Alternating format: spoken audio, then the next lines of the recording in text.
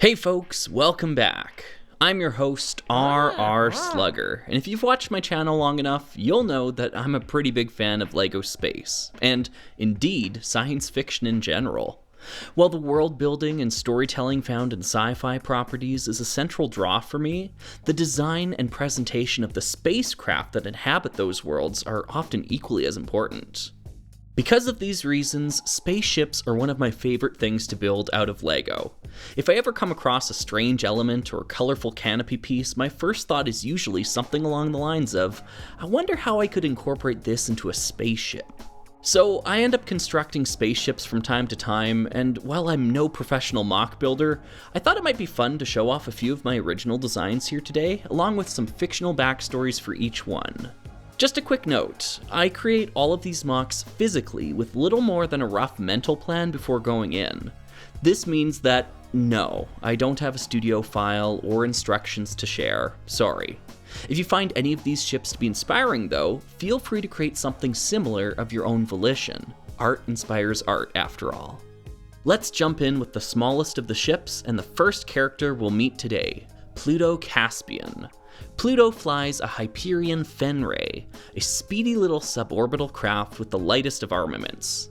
Considered outdated by many, the Fenray is a finicky, fickle beast, with many of its critical components exposed to help expedite repairs, of which there will be many.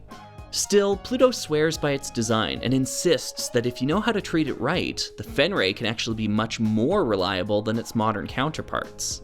Plus, he doesn't mind turning heads whenever he takes it out for a spin. Pluto calls planet Unitron home and is always ready for whatever adventure comes his way at the crossroads of the universe. Our next character, Cleef Gallagher, has flown many ships in his time. Unlike Pluto, Cleef is not attached to his craft and is rather ambivalent about the whole affair. A ship's a ship, according to him, and he's never flown the same one for more than a few months.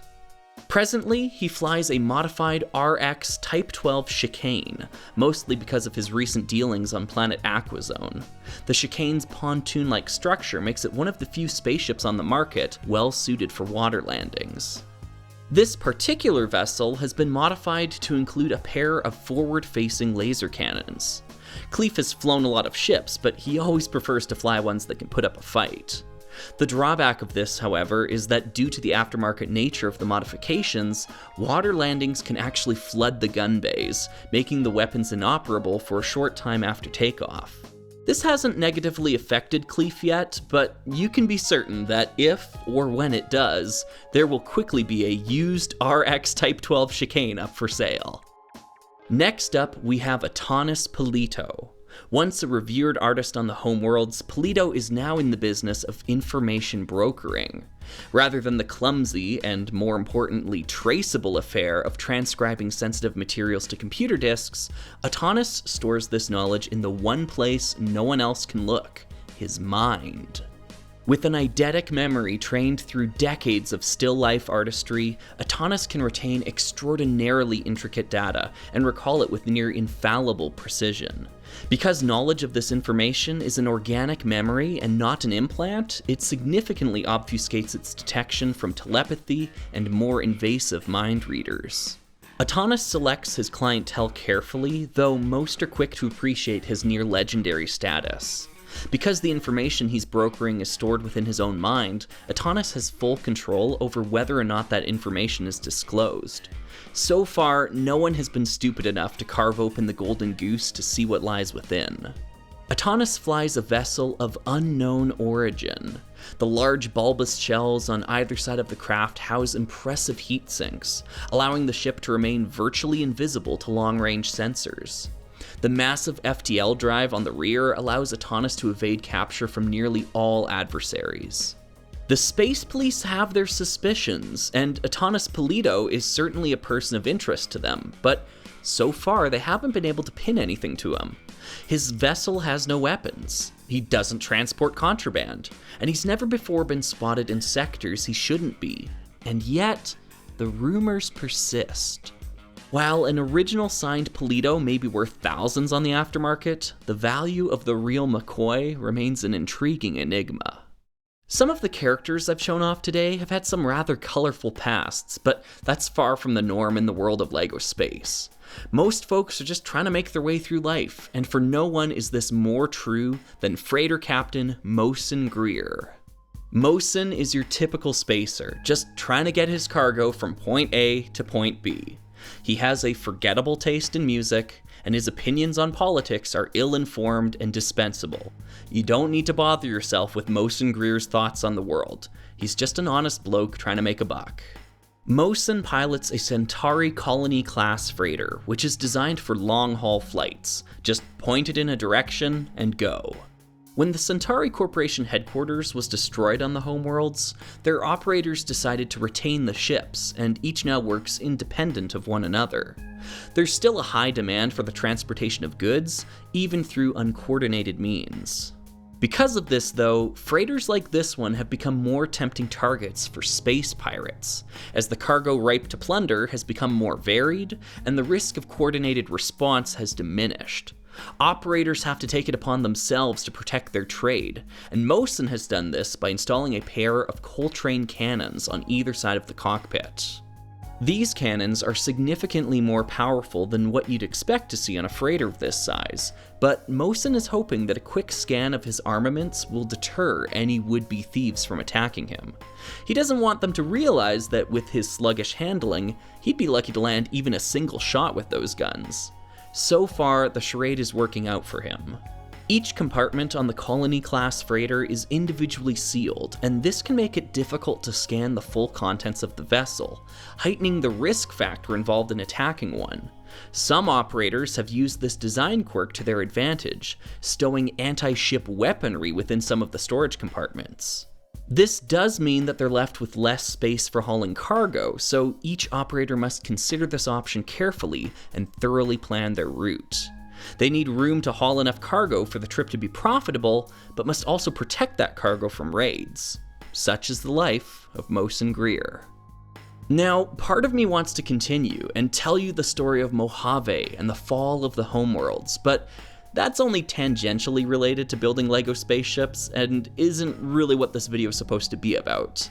Additionally, it's a fictional adventure I dreamed up as a kid, and I'm afraid many of the finer details have been lost to age and time. The child has grown, the dream is gone. Still, as you probably heard in some of the other backstories, the broad strokes of this adolescent space epic still impact the way I play in the world of LEGO Space. We've seen traveling robotic refugees from the homeworlds in a few previous Slugger videos, for instance. That being said, nowhere is this narrative impact more clear than in this little mock sub-theme project of mine. I'm calling it Rigel's Rangers for now, and it follows an organization that focuses on taming the frontier worlds and rehoming wayward colonists displaced from the disaster on the homeworlds. It was mainly sparked on by my love of novel color schemes, and dark turquoise paired with sand blue displayed a lot of promise to me. I love combining color with light and dark gray while avoiding black when I can. We've essentially seen this approach used in several of my ships today, and I think it really harkens back to the look of many of those 70s era physical models that have inspired me all of these years. Anyway, I don't have nearly as much backstory fleshed out for this faction, so I think I'll just talk about the builds themselves. The first craft I created was the single-seater starfighter. I really wanted to find a way to use this set-exclusive printed canopy piece from an RC race car, so I started there.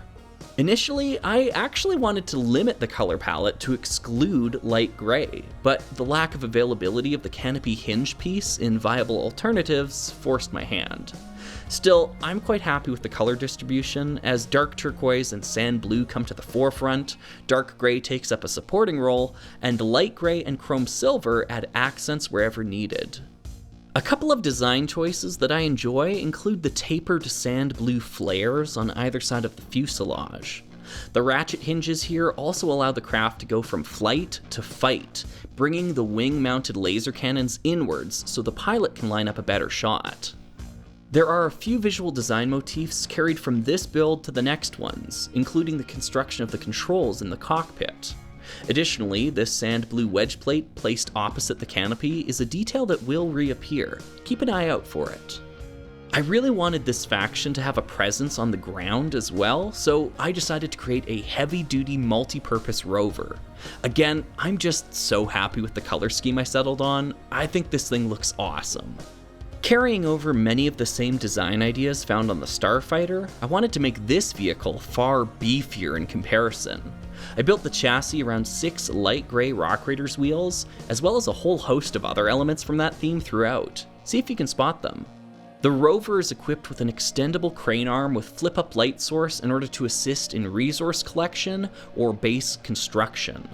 On the opposite side is a mining laser, though this module is actually detachable and can be swapped out as the mission demands.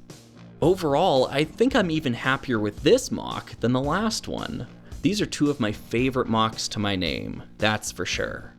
Well, we started small at the beginning of the video, so let's end small as well.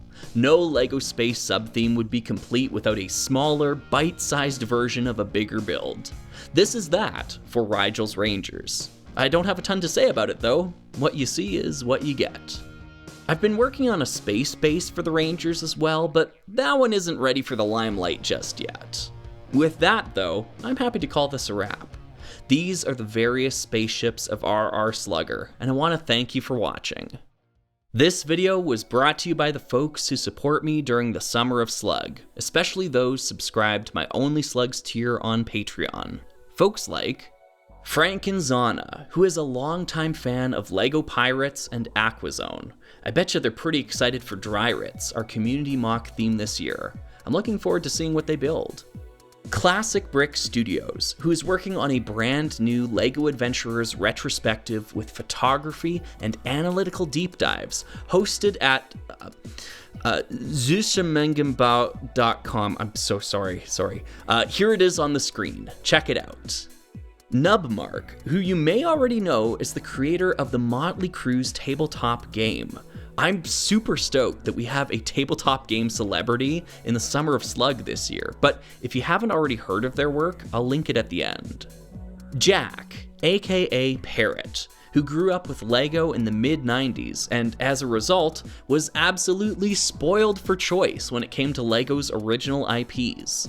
Some of the ones that Jack gravitated towards most were Adventurers and Pirates, and I've got to say those are some great picks. Austin, who'd like you to know that LEGO Chrome colors can vary on shade and shininess based on the color of the piece it's sprayed on. The darker the patient part, the darker the chrome. Wise words to live by. Catherine Pizza Party, who has recently been diving into the world of weird electronics in order to physically animate a LEGO city. That sounds incredibly difficult and incredibly cool. I'd love to see what comes of it when you're done. Aurora the Puppy Moth, who recently created this wonderful Rock Raiders lamp fan art. They also want to give a shout out to their friends and family in the trans community. I echo this sentiment. Trans rights are human rights. And lastly, Fricochet! These folks and many more deserve our thanks for making the Summer of Slug a reality. If you'd like to pitch in and show your support, the links are in the video description. I've been your host, RR Slugger, and I'll see you next time for another video.